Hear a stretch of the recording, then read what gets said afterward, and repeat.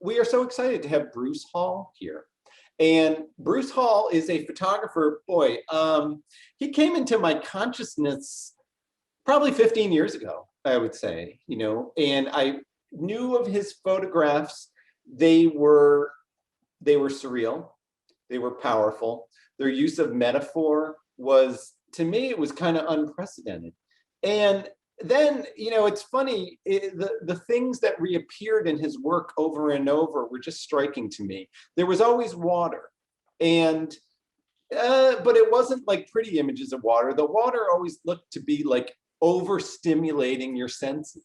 It just seemed like there was a lot going on in his images of water. They weren't necessarily tranquil. And then there were children, then I assumed they were his. And these kids just seemed like they were these kind of metaphorical icons, and they were always kind of in the water or through a surface or through something else. And this work I immediately liked. It was surreal, but it was still working with the real. And these were like straight photographs. He wasn't doing something in Photoshop. It wasn't a post-production creation. And you got the feeling that he wasn't shooting strangers. He was shooting, those who were close to him. And, it totally got my attention. And as is the nature for like the family tree of photography, photographers connect with each other. And Bruce and I connected, and I think never satisfactorily enough until I actually was in this teaching position and I got a chance to invite him to be a guest artist here, which gives me an excuse to kind of meet people in just, in another way. And so I'm so excited to welcome Bruce to this class. Let's have a hand for Bruce. Thank you, Bruce. And before Bruce speaks, part of his, he and I have communicated a little bit in trying to prepare for this. And he sent me a document the other day that, we discussed before that I wanted to read to everyone. And Bruce, what is this document that you sent me? A close friend and mentor of mine, Douglas McCullough, is a photographer, artist, academic, and senior curator at the California Museum of Photography, was asked to speak to a friend's photography class. And that instructor asked him if he would, write up something about what you'd advise photographers how to be successful. And that's what he came up with. And I've shared it many, many times over the last 7 or 8 years.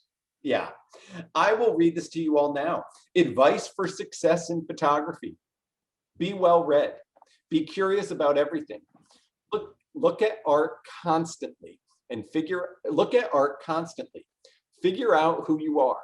Never advise others about success in photography. Whenever you encounter a rule, break it just to see what happens. Don't be a jerk. Pick subjects you are obsessed with. Chase them endlessly. Do what you say you'll do. Surprise yourself at least once a day. Keep secrets. Confuse art with life. Work ceaselessly. Be aware that work does not happen through inspiration. Work happens through work. Memorize the words of artist Chuck Close. I always say that inspiration is for amateurs. The rest of us just show up and get to work. That is a great introduction to the work of Bruce Hall. And, I thought it was interesting, Bruce and I talked about this earlier, and he's like, well, no, that person was my mentor who, spelled this out to me. And that idea of this kind of mentorship in photography, the kind of family tree of photography, I think it's always important to remind people that that's how these things work, And so with this in mind, let's hear from Bruce. Thank you for coming, Bruce. And so I am going to share Bruce's work with everyone, and then we're just going to have a dialogue here. And as I cue this up, Bruce, do you want to tell us how did you begin becoming fascinated in photography? Well, first of all, thank you for having me. I'm honored. I've admired your work and what you do for many years as well, and we'll talk about that later. But I had the same kind of connection with you and your work, your project Echolalia. Mhm. I got interested in photography at a very young age. I was born, I've been legally blind all my life. And quite simply, that means I don't see very well. I have about 5% of normal eyesight. I don't drive a car legally. I grew up kind of free as a free range child back in the 60s. My parents were, go out and play, and you figure it out. My first memory were friends looking up in the night sky and saying, "Oh, look at all the stars," and I saw black. So I could see the moon, the moon on a bright night. I could see, the spot of the moon, but I couldn't see any details. So I had a little Argus box camera that I used to run around and take pictures of things. And a neighbor helped me connect it to a little telescope I got for my birthday. Yeah. And he said, wait for, find a dark spot in the sky, point it. And he showed me how to set the thing on bulb. And he told me how long to leave it open. And I started getting these pictures back with stars. And that was my introduction to optical devices can help me see. And that's my number one theme. All my life, I've used cameras, lenses, in the good old days. I still carry good old fashioned loupe. Oh yeah. Oh yeah. Because it's like something small. I'll just, I'll get up. But, these things have really are just a godsend in terms of, instead of using a monocular to see a street sign, I can use my iPhone or Wow. whatever Yeah. device I have. Yeah. And that's how I got started. And I started to get serious in my 20s. And I ended up working in a camera store, and I had a guy who went on to become a very well-known sports photographer who also mentored me. Mhm. And he was fascinated with my determination to take pictures in the day of manual focus, where I couldn't manually focus a lens. Right. And he taught me about depth of field and how, if I used a super wide angle lens, this isn't going to be a problem. I measured, I used devices, I scuba dive, and I started taking pictures underwater, and I used extension tubes and framers, so focus wasn't an issue. I get a subject inside the framer, preset the focus, and I started getting images that were in focus. But it's just been this journey of people trying to help me work around this disability that makes all this difficult. Right. And I'm just obsessed with it. And to this day, I chase endlessly, as Doug would say. Right. Right. So, I mean, I know you've had a variety of projects, but it does seem that this kind of surrealistic type of imagery, it seems like it reoccurs in your work, even when it's say, like underwater photography you're doing, or something that is a bit more, well, I don't know. I'm just kind of, I don't even really know how to phrase it, but if I was to like have an elevator pitch for your work, I would say, yeah, kind of surrealistic sensory overload photography. Like, where is that coming from? Yeah, and you know well where this is coming from because you've lived this yourself. Yeah. It has to do with my twin sons, who are now 20 years old, have are profoundly affected from autism and intellectual disability. Yeah. And severe challenges. They're 20 years old, and you can't really test their intellectual capacity, but it's a preschooler maybe or less. So early on, it was for my son Jack, it was really tough. His difficulties, we had just chaos in the family. Yeah. He ended up in the UCLA neuropsychiatric ward for 10 days trying to sort out his self-injurious behavior. Mm-hmm. They're both functionally nonverbal. Mm-hmm. So truly out of frustration in around 2006, 2007, I was looking for a way to break through with them, to connect with them, to be quite honest, to have fun, Oh yeah. because life wasn't fun. Oh yeah. What can I do that they would like to do? How can I communicate with them, connect with them? Stop on this for a second. Yeah. This was the first picture in about 2008 that's continued to this day. And what happened was my daughter was home from school. This is my son, James. He could tantrum literally for hours on end. And this is something, you know, most people in the audience aren't going to understand this, but Yeah. Timothy Archibald does. And so I was looking for a way not to lose my mind that day. And prior to this, all of my photography was, because of my visual impairment, lock it down on a tripod, take all day if you need to get the image you want. Yeah. I had control of everything. Well, with these guys, I couldn't do that. So I put a small camera in a waterproof housing, and just, my daughter had buckets of water, water was flying, the hoses were going, he was happy, I was happy, we had a blast. And there are 10 pictures from that day.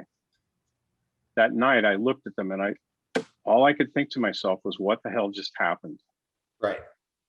And I thought, whatever it was, I need to keep, I had fun.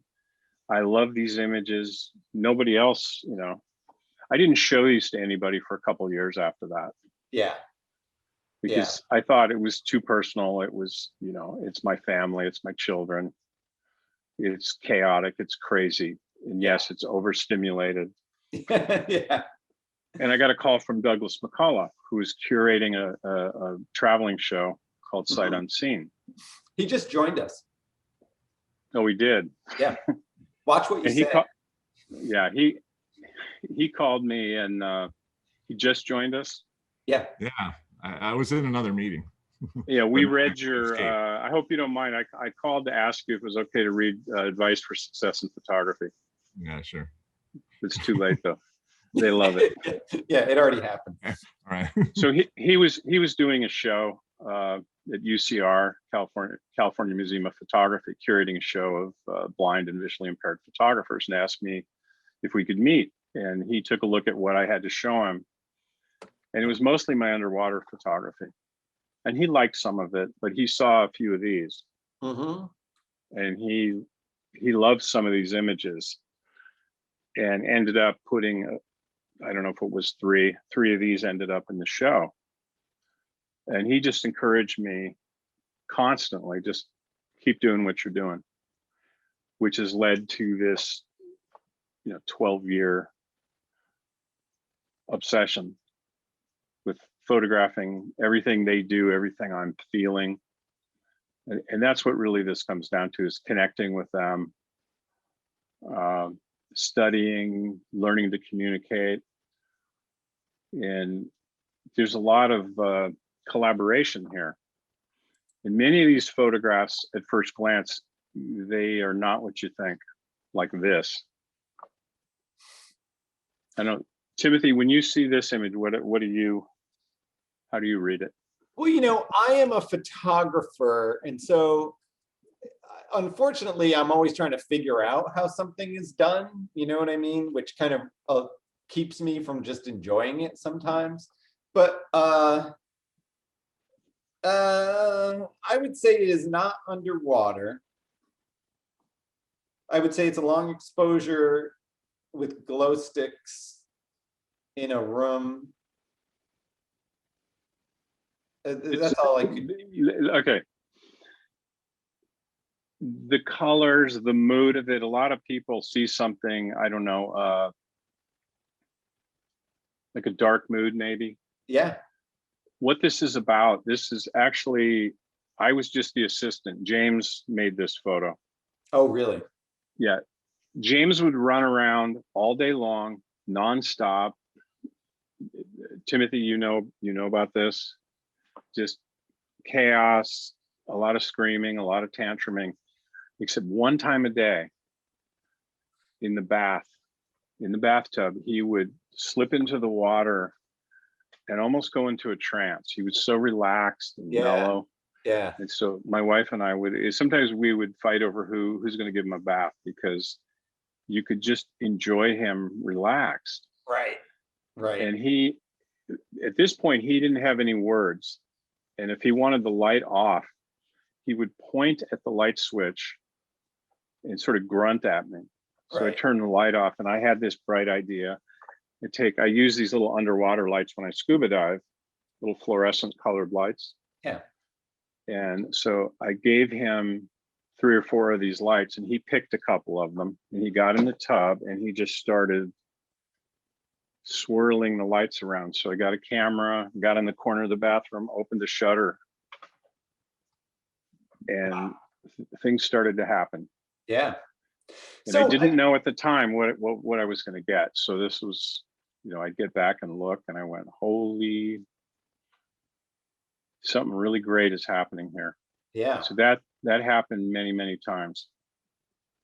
So, I mean, there is a tranquility to this that I think, matches, but there's also a tension too, and it sounds like your way of picture making, though, like you're not trying to control anything, or you're acknowledging that you can't control anything and are just making images. Like, is that with many of these, it feels like I've watched documentaries on some famous street photographers, just trying to see how people work. Yeah. And you see a lot of bobbing and weaving and chasing. Right. And trying to be as prepared as you can, but realize that you can't control the situation. I can't get him to sit. He won't pose for me. He won't do. I have to follow his lead. And so that's been a great lesson in many ways, just more than photography. It's just in life. It's been working with photography on taking myself out of it, and then getting rewarded with things happening. And they just happen all the time. Sometimes nothing happens, but it's true of all of us. You work it and work it and work it, and nothing happens. It's like the trampoline picture. Let's see. You know which one I'm talking about? Oh, I do. Yeah. Let's see what's next here. Okay. With this, but we'll get to the trampoline image. Okay. Yeah. Similar thing. This is, that's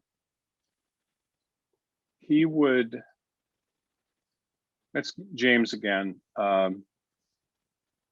In the backyard, loves hoses, loves water, loves buckets. He had a collection of buckets, different colors. He liked to line up. Very stereotypical autistic behaviors, very orderly.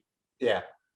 But he loved to spray the house with the hose for hours. Right.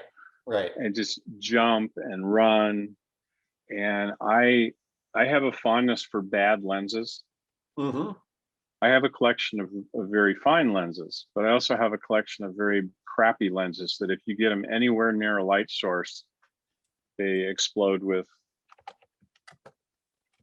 chromatic aberration, balls. So you're trying for that. I'm trying. Yeah, sometimes I just feel like, I don't want to use any bad language here, but sometimes I feel like just screw it. I want to see what happens. It's that rule of, learn the rules, and success, advice for success in photography.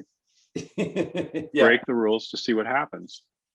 I would just add to that, learn the rules. Try to learn the rules first, and then break them all and see what happens. Right. And I do that quite often. Right. And once in a while, it succeeds. And I love slow shutter speeds. And so you're hand holding everything, correct? Yeah.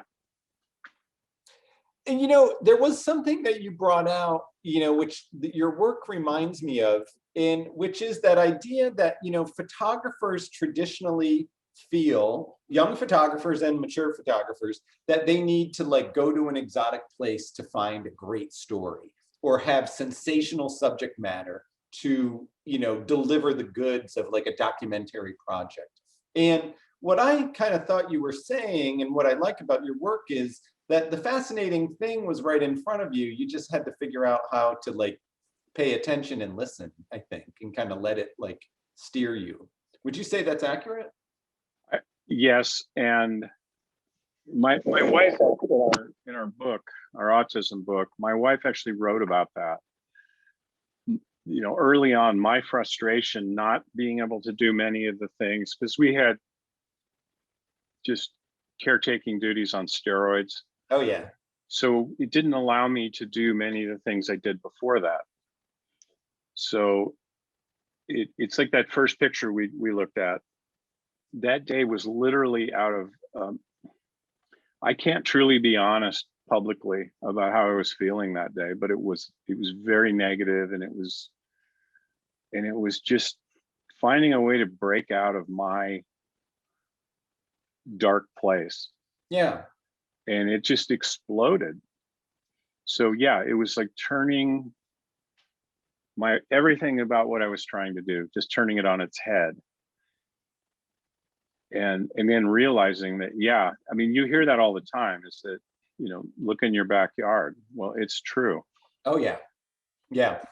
I would add to that though, that it is tricky to learn how to pay attention to those things that are right in front of you know. And I think that we look at photographers, say in our classes here, who really are good at that, you know what I mean, who have found ways to make pictures out of almost nothing, you know, or things that are very simple, you know. And I'm wondering, when you were early in photography, can you remember any of the photographers who were your influences? Well, early on, I was fascinated with my first love is underwater photography. Yeah. So the kind of people I was into back in the day were Howard Hall, Marty Snyderman. There were a lot of great underwater photographers. But then, and Doug knows this, but later on, I discovered a guy called Bruce Mozer, who died 2 or 3 years ago at 97, and he's pretty much the godfather of underwater photography. And he shot for many years in the 40s, 50s, 60s in Silver Spring, Florida, in these crystal clear pools of water, doing kitschy photography. And I actually had a chance to talk to him about 5 years ago. I just called a number on a little funky website they had, and he sold me a photograph. And then when he died, all his photographs disappeared. Now they're in galleries being sold for stupid money. And but he was great, and he was very friendly. And that was the day when people built housings, because you couldn't buy any of this stuff. He just made it. Right. And then later on it turned into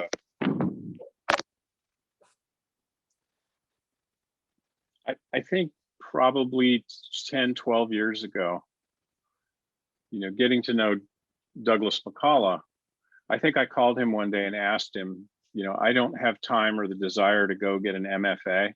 Yeah. Can you send me a reading list? Ooh. And he did. And I read every book on the list. Huh. Can you remember any of those? Well, yeah, photographers, I mean, it's one of my favorite books is Americans by Robert Frank. Oh yeah. I love, I think I have a few.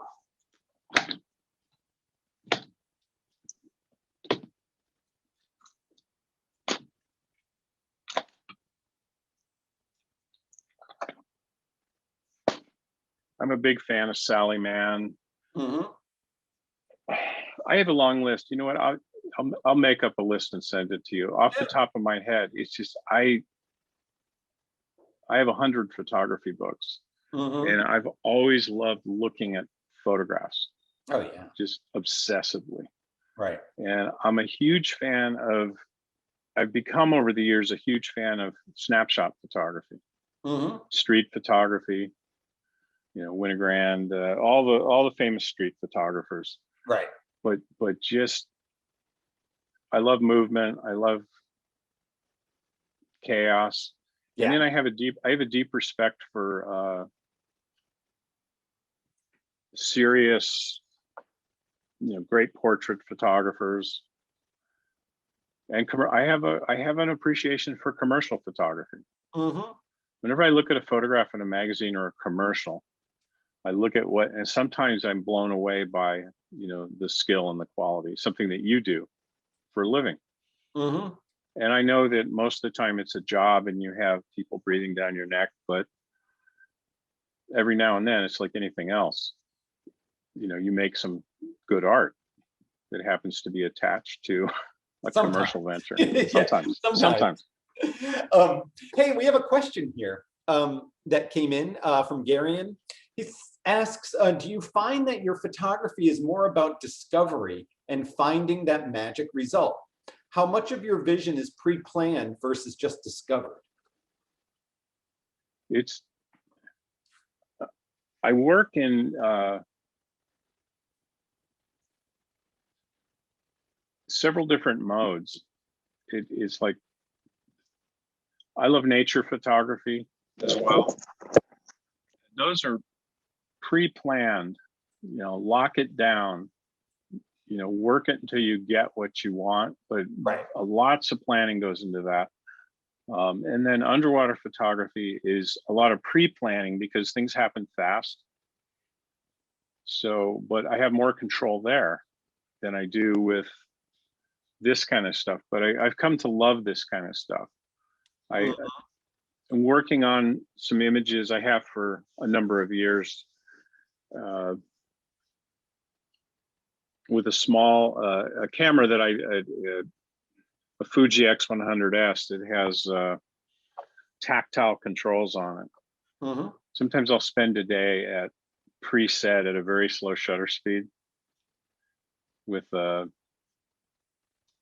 neutral density filter so that I can slow it down in bright light. And I'll just shoot at a ridiculously slow shutter speed just to see what happens. And I love color. I love motion. The water is a theme through pretty much everything I do. Yeah, some of my of the grad students in the class had questions about like the meaning of water. So my students there, Stanley, Bruce, and Bowen, why don't you put if someone had a question that kind of related to that, start feeding those into the chat so we can kind of, start to engage Bruce on these things. I have a question. As we look at, say, like this image, if you see which one we're looking at here with the water splattered all over the place, it's like, it reminds me, Picasso did this picture Guernica where everybody's screaming and things are breaking and like light bulbs are shattering and stuff. And so I can't figure out what's going on. Like, are you in a casing that is getting covered with water and that's where we get that three-dimensionality to it? And then it's like a hyper fast shutter speed and then it's a flash too? Or what are you doing, say, in this photograph that gives it that like there's a lot going on here? Well, I'm having a very good day.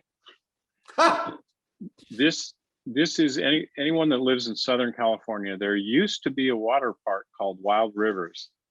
Yeah. In South County, and it was a place we could take the boys and just be ourselves and relax.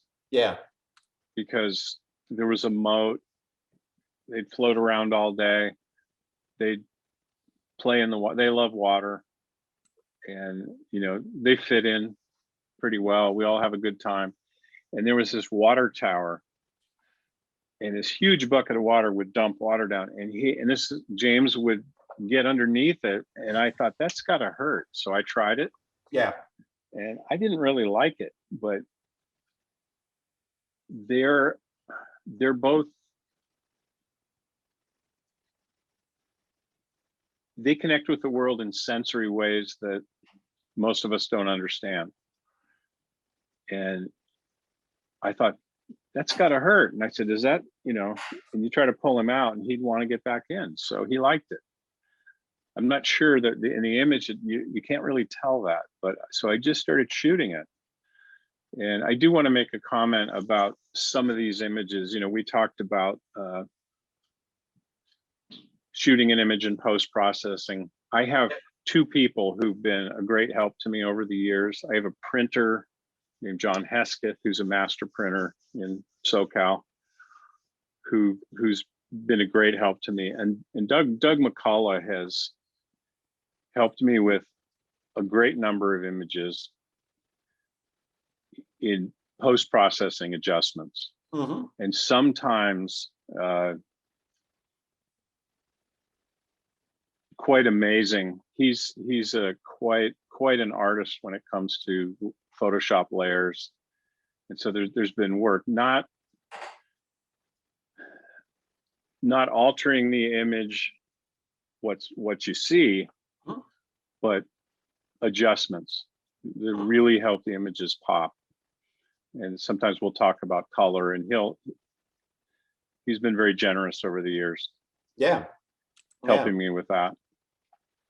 I mean, but then technically are you in a casing or something? Because there's water, like in this one, and then in this one, there's water that's like on the lens, it's on a surface or something like that. Yeah, I always call at least two. I always carry two cameras in my backpack, one my phone and the other. I always have a waterproof camera with me, always. And if I'm traveling light, it's a small Olympus TG 5, or it used to be a Canon. Canon makes housings for all their smaller cameras, Mm-hmm. which is something I've always liked, to have something that I can get wet. Because I tell people, you're missing out on, if 80% of the world is water, then have something you can get wet, because you miss a lot of opportunities. Oh, that's good. So yeah, all of these images, yeah, I have something that's housed, different things, but right, something covering it. And then a strobe you're using at times? yes. Sometimes I'm using good lighting, and oftentimes I'm hacking whatever I have. Mm-hmm. And in this case, it was a little diffuser I'd put in front of this little small plastic housing. And I was playing with the diffuser and using the internal flash on a small Canon camera. Oh, okay. And it worked real well. Oh, you mean the little pop-up, the pop-up strobe that's on the Rebel or something like that? Yeah, it's kind of like, yeah, it was really sort of a cheesy setup, but it was like, that's all I had. So I can't believe it worked so well. No, that's great. Hey, a couple questions that have come in here. Stanley asks, your works have a dreamlike feeling to them. Do they come from your imagination or the way you see the world?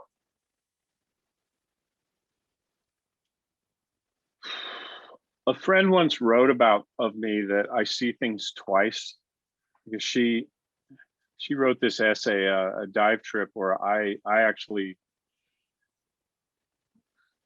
pulled her friend out of the water who was panicking, and it's about 15 years ago. And since then, I tend to dive alone on Catalina with a friend of mine,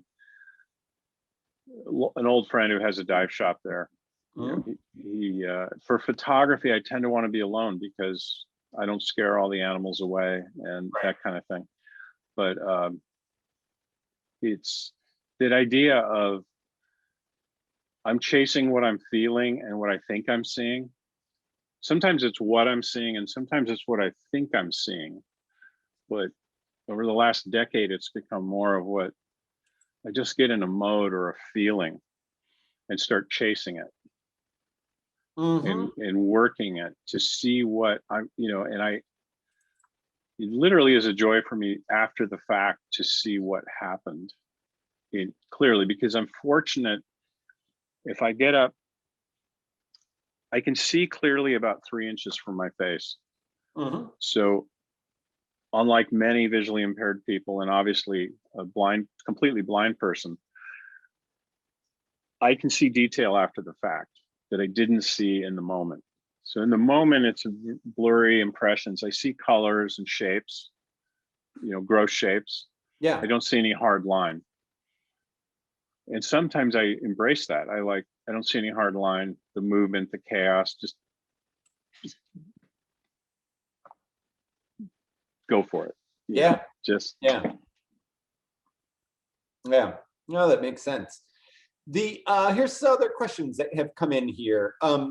Do your sons look at the images you've taken of them, and do they comment? What is their relationship to your work? The answer is, do they look at the images? Absolutely.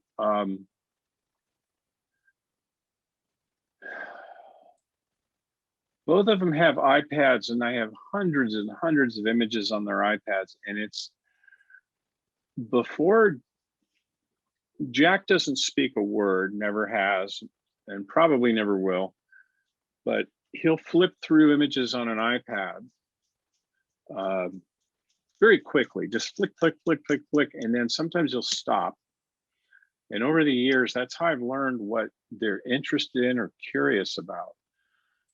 Is they'll flick through a massive number of pictures and then come back and end up on the same image. Mm-hmm. And one time was a teacher they had many years ago, things like that. James loves physical prints. So he's got these fishing tackle boxes with probably 1,000 prints. And he'll pull them all out and he'll go through them and put them on a table, sort them out. And I love to look at the arrangements he makes and what he's interested in. But yeah, they both love to look at images. And they know they're them, correct? I know James does. Yes, I think they do. Yeah. Yeah. Interesting. Along those lines, and there's a lot of questions coming in here.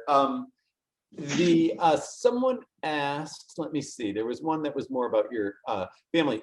Oh, well, Kyle asked, do you still photograph your sons? And I thought that was an interesting question, because here I'm someone who photographed family, but to be honest, there got to be a point where my kids didn't want to be photographed anymore, and I needed to respect that. And they just didn't seem like metaphorical little creatures to me anymore. They started to seem like kind of full-blown kind of adolescents and adults, and they played a different role, at least to me, and I'm wondering how your relationship to photographing family has changed as the kids have gotten older. Yes, I still photograph them. With the pandemic, it's changed a little bit, but it's been sort of how to approach it. And really around water, there's still this connection with water, and I'm looking for ways to make it work, and it still does. I think it will for some time to come. Yeah. So you really see this as an ongoing thing? This will be part of my life. Yeah, always. That's interesting. Yeah, because for myself, I don't know. I kind of think that me and my kids have come to an agreement that there are ways they can let me know. James has become interested. I always have an extra camera, and I'll offer it to James. This started a couple of years ago, and sometimes he'll no, and then other times he'll take it. Yeah. And I should have put some photos in the folder of that, but he'll take the camera and he'll walk around, and sometimes he'll have his fingers over the lens, and I don't tell him anything. I just do what you want. Oh yeah. And he knows how to push the button, and it's interesting to watch him look at things. Yeah. If I'm out in public, or I was at Joshua Tree with my family a few years ago, taking pictures of people taking pictures. Right. you know, of the usual touristy stuff. Yeah. I found that fascinating watching what people were looking Oh yeah. Yeah. Yeah. at. So his collection of pictures is starting to be really interesting Mm. because in a public space, well, at school, he would run up to people and try to take their picture. Right. Right. So I'm going to see where that leads. I'm just Yeah. following their lead. Oh yeah. No, that's interesting. Another question that came in here from Kyle, he says, are there other kinds of art that inspire you that aren't photographic? Uh,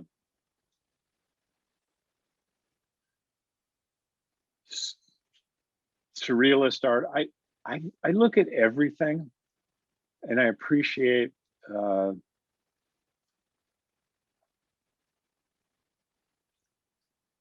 I'm trying to learn and understand. You know, I'm interested in graphic design Mm-hmm.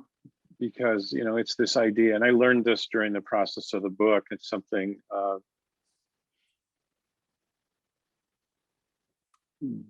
Douglas could talk at length about, but a woman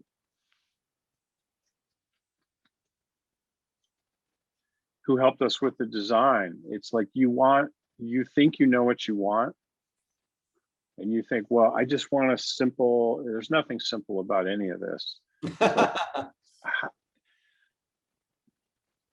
When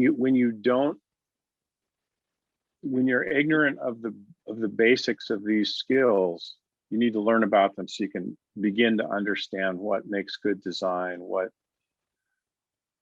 why. So I've become more interested in things like that, how these things are put together, how they're made, the art of it, what commercial work. Mm-hmm. There's so many layers to that. Mm. How to make it work, and it's second nature to you. You've been doing it for so many years. Mm-hmm. But I like to look at all kinds of art. Right. Right. And I'm hoping the world's going to open up soon so I can do that. Oh yeah. No, I think we all do. I feel optimistic about that myself. So, it's interesting here, your daughter surfaces in one of the photographs, or a couple of the photographs, at least that I've seen. And how does she view what you're doing? Like, does she view it as, oh, it's a project of Bruce and the boys? Or does she view it as like, what, because oftentimes photographers who shoot family, I always think that the worst projects I've seen are where the parent feels they have to treat all the kids equally. And then the best projects I've seen is where the photographer realizes that there's a story here, but it's not here, And I'm just wondering how the family dynamic has played in terms of, how just your picture making, Well, with our daughter, she was welcome to join in. And when she chose to, and in this case, we lived in an apartment in Irvine, and we had a pool that closed at 10 o'clock at night. They would shut all the lights down. Mm-hmm. And we would hop the fence. She'd say, let's go to the pool. And so she wanted the lights. Yeah. Because she saw what was going on with James and Jack. So sure, give her the lights and just follow her lead. It's the same idea. Right. So yeah, right. There were a number of times she initiated it. No, right. I didn't say. I photographed everything over the years. Yeah. Oftentimes when they didn't want it, but so I sort of backed off that. And if she engaged, then sure, let's do it. Right. Right. That's interesting. I love this image right here. And then there's another question from Stanley Phillips here. He says, do you have an image that is an emotional favorite and one that is an aesthetic favorite? And so two different things there, and if you want, if those things even exist, I can try to find them here because I know the work pretty well. But so I think, yeah, it's an interesting question, like one that's your emotional favorite. And I guess, Stanley, what do you actually mean by that as an emotional favorite? I just feel like an image that he looks at and he smiles every time he sees it, and then an image that he looks at that may not recall an emotional happy place, but the image as a whole makes him happy. Oh, visually. Yeah, visually. Yeah. Yeah, yeah, yeah. Hang on, let me,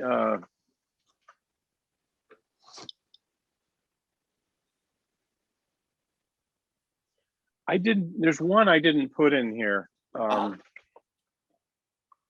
was a really rough day. And it was my son he had a birthday hat on, and he was having just a giant meltdown and physical issues, and it was just sad. And I felt crappy shooting, but I just, something compelled me. I had to do it so that I wouldn't forget and keep trying to help him. And over the years, I've taken a lot of photographs of things no one would take pictures of their family, but I use them with doctors and psychiatrists, and it's really been helpful. Yeah, because you'll try to explain to a practitioner what's going on, and images have been real helpful in getting people to pay attention. Yeah. And I don't have that one, but the other one that I look at all the time, it's in this batch. It's the cover from the book. Oh, it's underwater. Talk? It's the underwater. Yeah, let's see it. It is. I'll show you. It's this. It's that. Yeah. I smile at that. If you give credit where credit's due, Douglas McCullough did some beautiful work on this image after the fact. Mm-hmm. What's happening here is my son's fingers are on the front of the housing. He touches everything, and it's something I wanted to mention. Is he doesn't speak. He communicates in different ways. And touch, his sensory connection to the world is fascinating. The way he touches everything. Mm-hmm. And so you have a camera in a housing, and he'll have his fingers on it, and he's kind of looking at it, and we're in a pool and I'm underwater, and the sun is coming in, really low sun coming in, skating the water and creating this. This is not photoshopped in that, the effect. The effect was the actual sunlight and the water. And it was enhanced, the color, and I don't remember how many layers are in this, but he did quite a lot of work to really make this pop. Yeah. But he's looking right in the camera and touching the front of it. And it was just, everything about it felt like, I think something's going to happen. But I had no idea until later. So you're underwater. He's outside of the water looking at you. Well, he's on the surface. He's kind of floating on the surface, looking down, and I'm underneath him. It's absolutely fascinating. Yeah. No, it has. So you're looking up at the sky.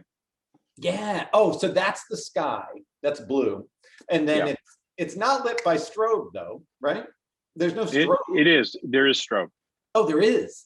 Because it does. Again, a little internal flash. Yeah. And a little plastic diffuser over to try to open that up. And then I can't remember, but we have the guy on the line that could speak to some of the work he did on this. Yeah. But there was a little bit, it was lit a little bit. Yeah. So, okay, I had no idea how this image was made. And I have always loved this image where it has these iconic qualities, but then it's just a pure piece of like candy with the color and the sensory qualities to it and everything.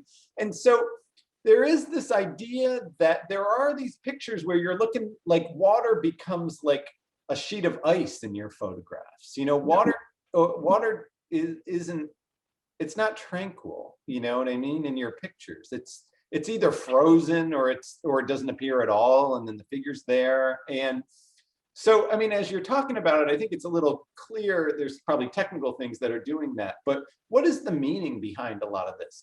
Is there one, or are you just making images? My eye condition is, I have a whole bunch of I think I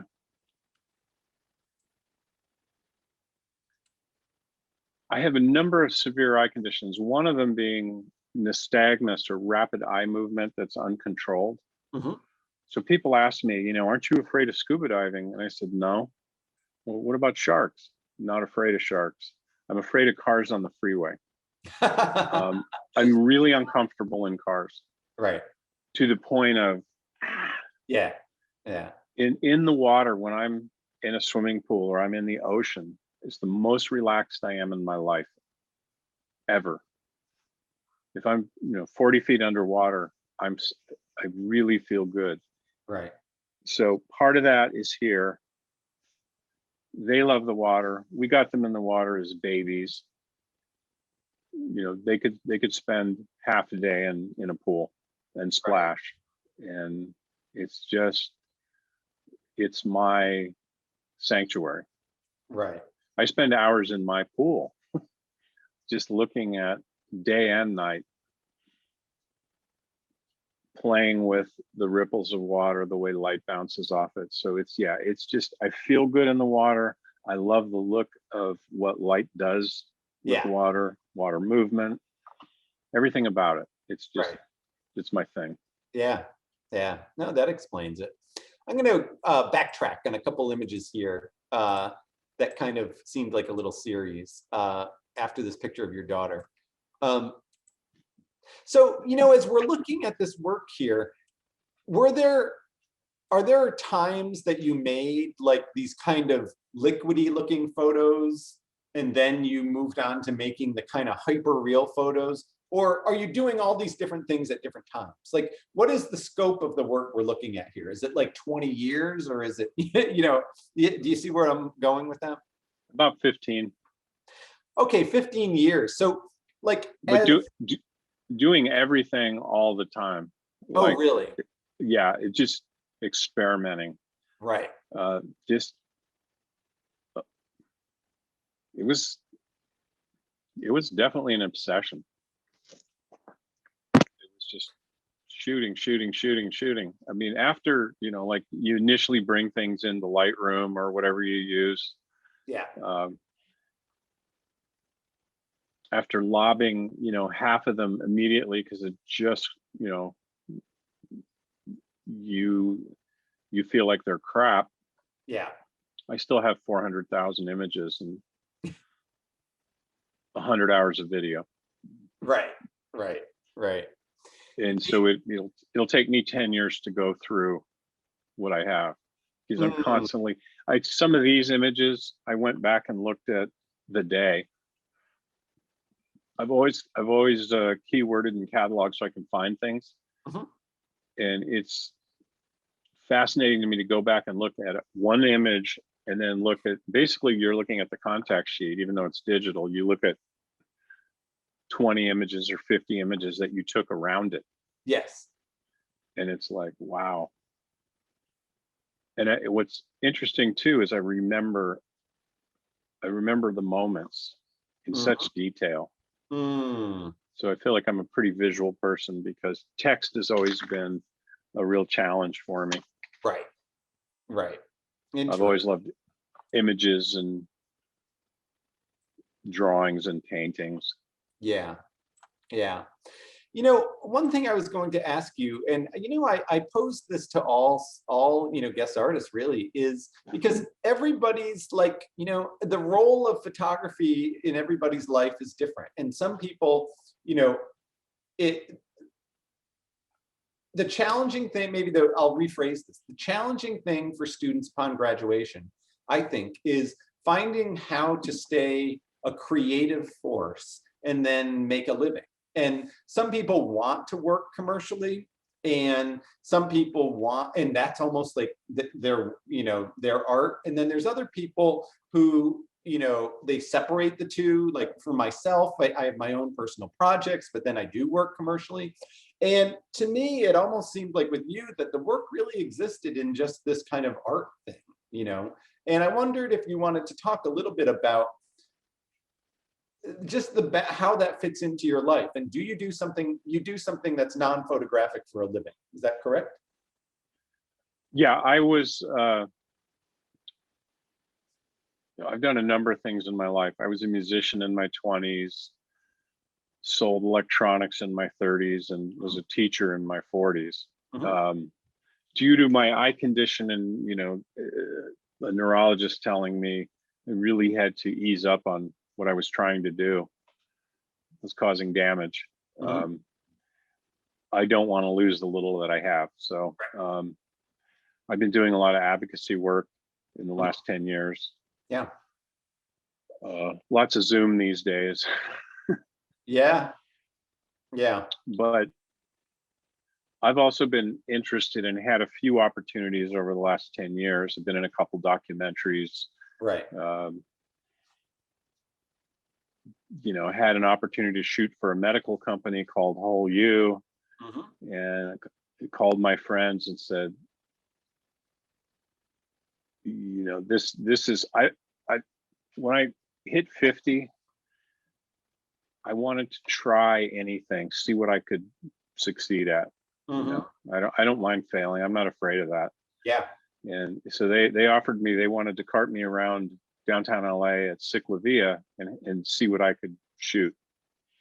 And I basically just wrote up what I needed. And it was basically, I need this, this, and this, and then I need you to leave me alone. And it worked out. It was a blast. And I got contacted a couple of years ago and ended up in an Apple. Oh yeah. I always feel like somebody's going to tap me on the shoulder and go, "What are you doing here?" You know.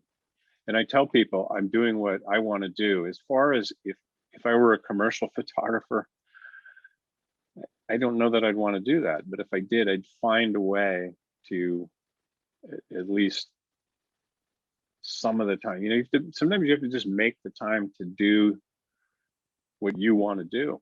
Yeah. Yeah. But realize that photography is, at least for me, I don't know about anybody else, but most of the time I fail at it. And I just go, well, try again tomorrow. You know, that didn't work. Oh yeah. And it's just like digging through a pile of rubble looking for something shiny. Oh yeah. But I mean, do you treat photography like a job? You know what I mean? Meaning I take do you do like every day I'm doing something and I'm trying to further a project, or do you just do it when you are, like you talked about inspiration versus, you know, just showing up at work. And I'm wondering, like, you know, at this point, you know, is it just like woven into your life? Yes. Does that make sense? It's just woven into my life. It's just, every day, at least I look at pictures a couple hours a day. Right. Could be mine, could be somebody else's. Yeah. I want to see what people are doing. I'm fascinated, you know, it's fascinating, you know, and I'm trying to catch up on music these days. Music and images. I'm trying to, you know, I talked to my daughter about, you know, what are the kids into? Find something new, and there's so much out there. Oh yeah. But then I have a number of things I'm really focusing on right now. One of them is getting back. I'm going to spend a lot of time in Catalina this summer. Actually, this spring. I've upgraded some equipment. I have some things I want to shoot that I'm going to really get brutally serious about. Because I feel like I'm getting to the age where I don't know how many more years I'm going to be physically strong enough to do what I do. Right. Right. And it's something I truly love to do. Yeah. Yeah. Well, I guess you hear of like, Andre Cortez, couldn't leave his place, but it was photographing things in his window when he was elderly. And so, there are photographers, finding ways to create, with all various setbacks, as they age. Here's a question that has come in from Karen, and it's not really for you, but I thought you would, let me just read it and see what this is. Karen says, my question is for Timothy and the other participants. Do you have a sense from Bruce's images of his visual impairment? I ask this as a visually impaired photographer with ongoing sight loss, having constantly to find ways of adapting my work process. That's interesting. Does anyone else have observations about this? And I think, Karen, did that express you? Oh, you're here. Oh, your camera is on. You want to elaborate on that? Oh, you are muted.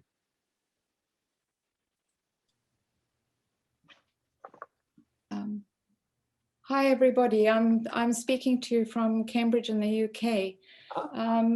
I'm intrigued because I'm very familiar with Bruce's remarkable work, and I came to his work through my own visual impairment. I'm severely myopic and mine is degenerative. So for me, Bruce's images are really almost my own world in terms of the way I look close up and see things. And I have to say that the way Bruce looks at my images too, I think he probably looks with incredible intensity. And that when you send him images, he's really looking and appraising your work, and in a very deep and profound way. And I find that immensely useful and constructive. But I'm curious to know, those looking at the images that are being shared today, whether you have a sense of Bruce's visual impairment, and also a sense that I think for many of us who do have a visual impairment, seeing is so multifactorial. And I get a sense of what you're referring to as metaphoric. For many of us is more sort of an all-encompassing and absorbing aspect. And so often I am seeing something, not physically seeing, I'm internalizing and then building up the image, and sometimes it's after the fact. Mm-hmm. And in my case, this is becoming more and more because I have a feeling of shattered glass in my eyes. So I'm curious to know if others are picking up this multifactorial quality that I think that personally Bruce's images convey. That's a fascinating question and very well worded. Thanks for taking the microphone there. Here, let's ask the audience extra credit if you answer this. And I think the question is essentially like, would you know, and Karen, tell me if I'm interpreting you correctly. Like, you're asking us, would we know, if we just saw the work, would we know that Bruce was visually impaired? On a superficial level, yes, but more in the sense that are you able to immerse yourself in for a moment in Bruce's world, and in some respects forget your own? Oh, well, that's interesting. Speak up, students, especially my students, or else you'll get called on. Bruce Chu, calling on you.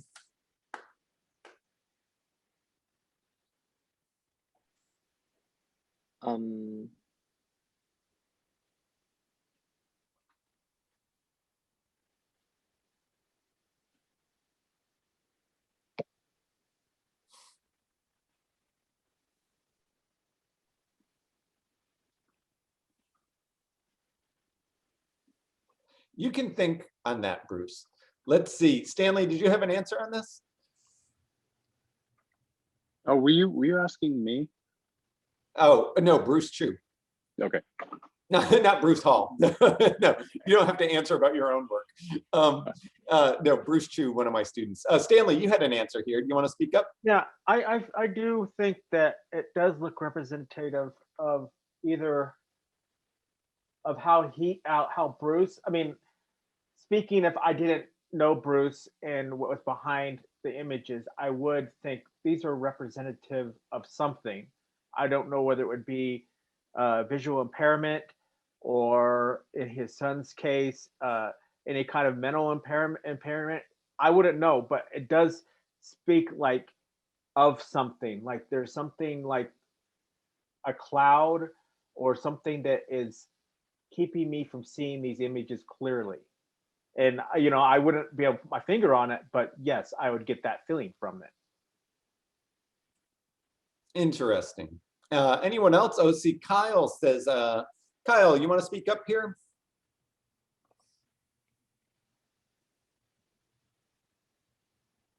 There we go. Yeah, these are so unique and beautiful to me.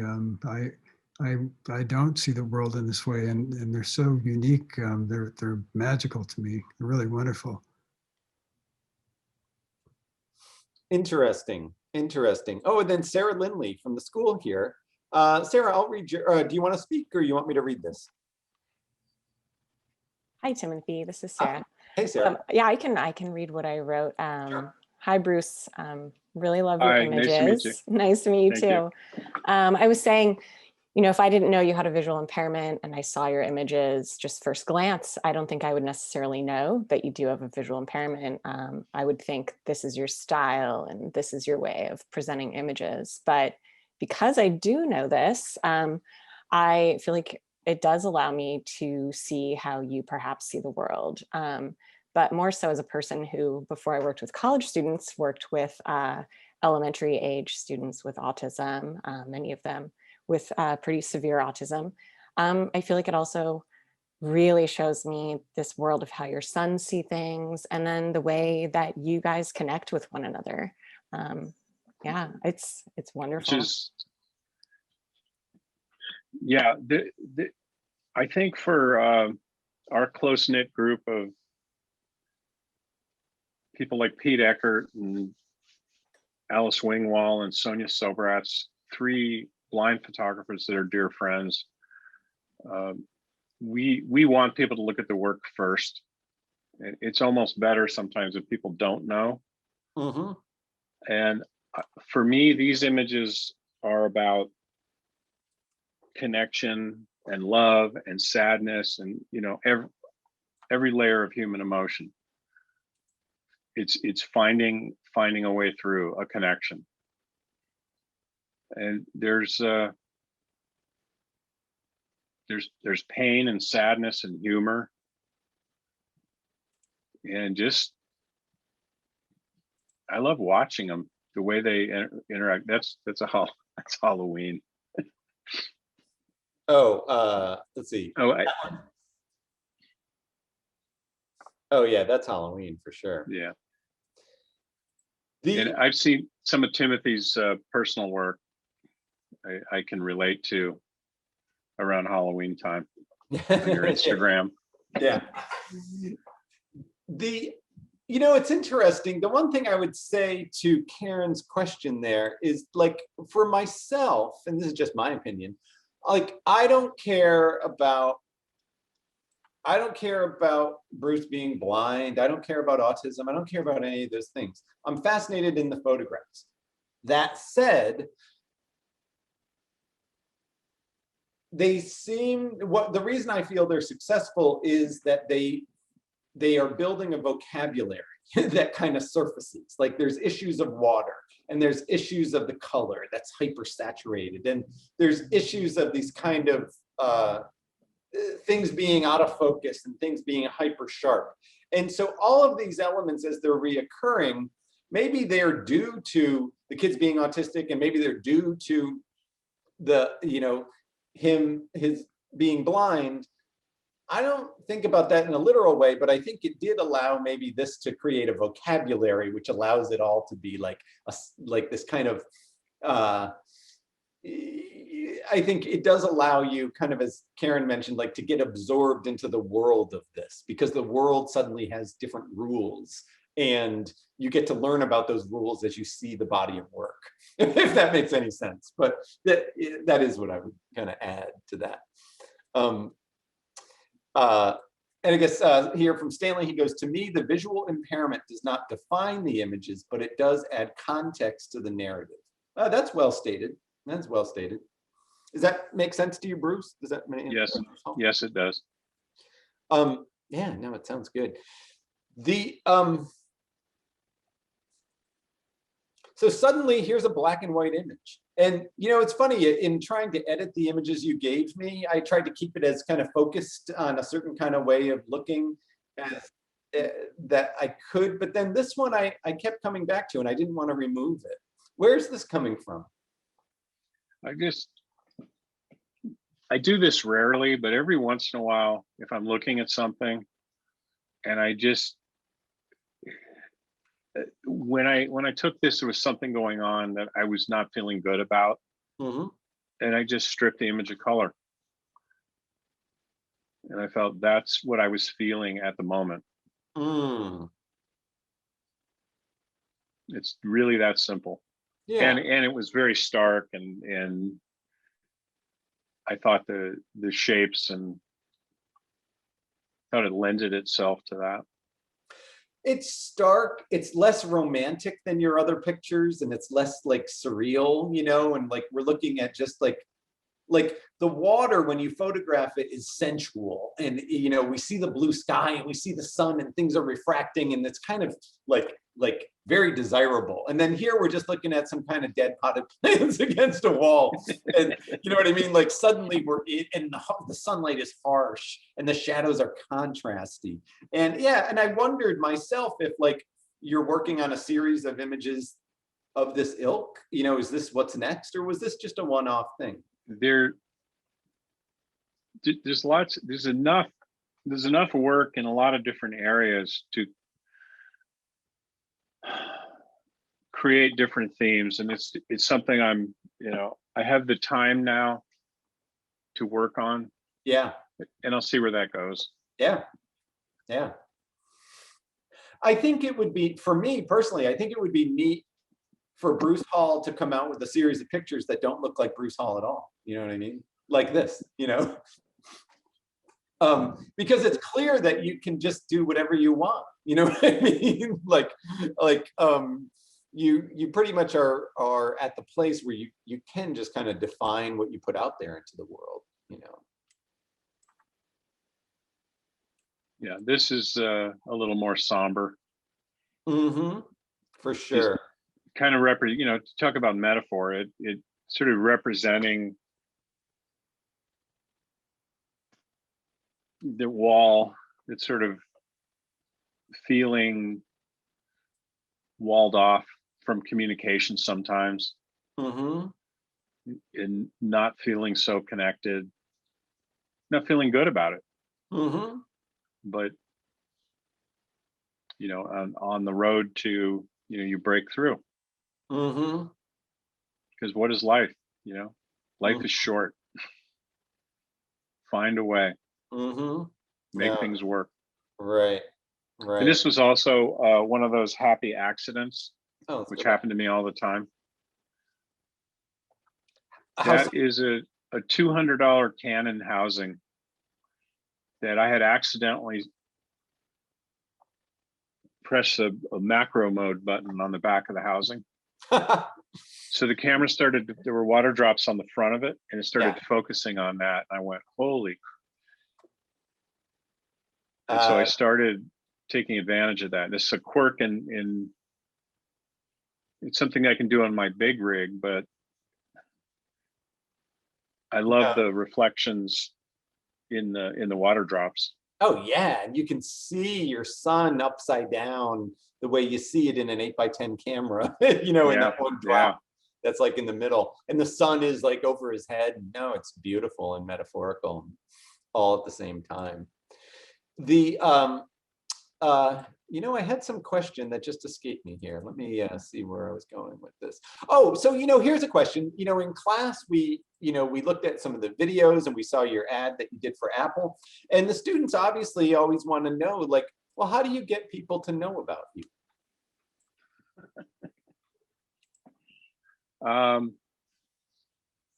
Like, how does this work get discovered,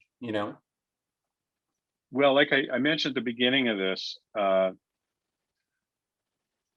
I started doing this around 2007, 2008. Mm-hmm. This series of images, and I had been connected to Pete Eckert up in Sacramento, who's blind, a very well-known blind photographer. Mm-hmm. Check him out, peteeckert.com. And we connected, and then another friend connected, and we were looking for other people doing what we were trying to do. And that was compete in the world, Mm-hmm. not just be, community shows for disabled people. Right. We wanted to push it to another level. Yeah. And I felt like I was beginning to have work that was good enough, and so did Pete. Pete Mhm. did. And then we did a show with a group at Photo LA. And I think that first one was 2008. And so you get a lot of exposure there. And I think he's online. I think Douglas McCall, that's the first time he saw me. I don't know. I'm not sure how that happened. But I met him there. We chatted for a couple minutes, very friendly guy. And then sometime later, he called me and said, I'm putting together a show of blind and visually impaired photographers. Are you interested? And I said, yes. And he curated it, and he saw some of these images for the first time. I had no intention of showing these publicly. Mm-hmm. And he said, these need to be seen. So we ended up doing, Stephen Cohen, who owned Photo LA for many years, was a big supporter of all of us. And he helped us with a booth every year. And so we got lots of exposure, a lot of eyes on our work. And so that's what you have to do. You have to find a way to get it out there. Yeah. Yeah. And it led from one thing to another. And So I just kept my head down and just keep going. So the next thing you know, you're on a billboard on Sunset Boulevard for Apple. Yeah, which is, it's hilarious, really. No, we all love that. Well, I mean, would you say perseverance, like the idea that you've been doing this for a long time and stayed focused on what you're doing, does that allow people to discover you? I've always felt like kind of an outcast, and I felt like I love doing this. And I have days where I can look at a lot of what I do and think not happy thoughts about it. Right. All of us. But I just keep doing it because I want to do it. And I got to a point where other people may hate it, but that's not why I'm doing it. Mhm. I'm doing it because I want to do it. Yeah. It gives me something important in my life. Oh, yeah. But then other people start tapping you on the shoulder and saying, hey, I really tell me about this. And I think that's how it starts. Oh, yeah. But you got to put yourself out there, as hard as that is, because I'm not terribly comfortable with that. Mm-hmm. No, I don't think anybody is. No, that's interesting. We're coming to the end here. And so I want to say to the audience, I'll let you know, let's talk about this last photograph, which is one of my just absolute favorites. But if anyone else has questions, let's put these in the chat, or our group is small enough here, you can just bring them up and ask Bruce, yourself. So how did this picture come about, though? This is like visually fascinating. Well, I remember exactly everything about this. My daughter was December 31st, 2008. So New Year's Eve. Yeah. We lived up at University Hills up in UCI. and we lived across the street from a park. And my daughter would have been 99, 7 or 8 years old. Mhm. And we looked out the window and saw fog. And so whenever there was fog, she, you know, I'm playful, she's playful. Mhm. Let's go out at night in the fog. Right. So I always grab a camera, and we went out there and she started swinging, and I thought, So I started shooting, and then what's beautiful about this to me, I looked back yesterday at the images around this, and Yeah. there were, you know, basketball players in the background Yeah. that I didn't see at the time. Yeah. So after the fact, it was like being rewarded with things and images that I didn't know were there at the time. Oh yeah. So it was like a prize. Yeah.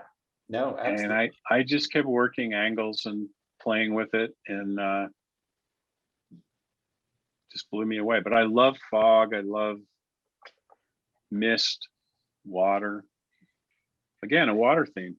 It is. No, yeah, that's what I thought. Like it seems to work in the same way that water works in your ones that are more obviously about water. You know, these themes are there. Solid. Yeah, and then, you know, kind of back to Karen, what Karen said earlier, I guess the metaphor of, I always like things anchors that I can visually grab on. And even in a darker situation where there's contrast, there's shapes, there's shadow that I can differentiate. I enjoy that because it gives me something to anchor. But I didn't know at the time the details, so I just kept shooting, and I could see a little bit of her, you know, body swinging up, and I just thought, oh, this is going to be cool. And then just trying to get an exposure and make it work. But I like bright colors. I like high contrast, dark and light. I love refraction in water. Right. Oh, absolutely. Diffusion of light through fog is beautiful. Yeah. Yeah. You know, it's interesting. As I looked at this picture, I assumed that it was your daughter and then your two sons were like at the basketball court or something like that. They were. Oh, no, they were actually behind me, because there was like a sort of a play structure thing. Yeah. Yeah. But I think it works as they work as stand-ins for your kids. You know what I mean? Like it's kind of like, oh, you know, and it's so foggy. It's like, oh no, here it's again, you know.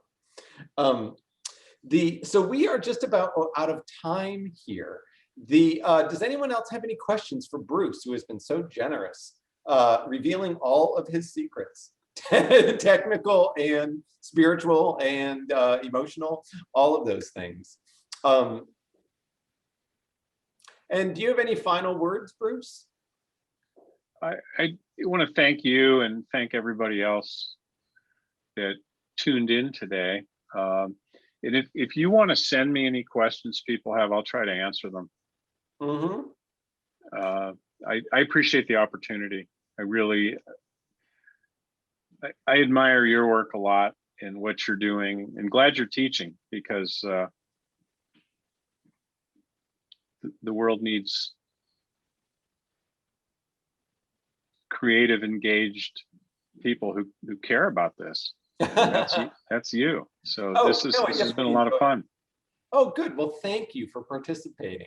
No, I thought it was just a great moment to be able to, like, if I had to call you up and talk to you for 2 hours about your work, you'd probably get bored with the first 15 minutes. But seeing that we have this thing, I can get all your secrets here. Oh my goodness. And Douglas McCullough, thank you for joining. He says, fabulous as always your fan. And Stanley Phillips says, thanks, Bruce. This is great. Kyle says, much obliged. Tim and Bruce, much enjoyed. Sarah Lindley thanks us for having this. And so we will wrap it up here. Thank you, Bruce. You and I will be in touch. Thank you, class, and the public for coming to this. Let's give a hand to Bruce. Thank you all. All right, enjoy your day, everybody, after that inspiring lecture. Talk to you all later. Thank you. Bye-bye.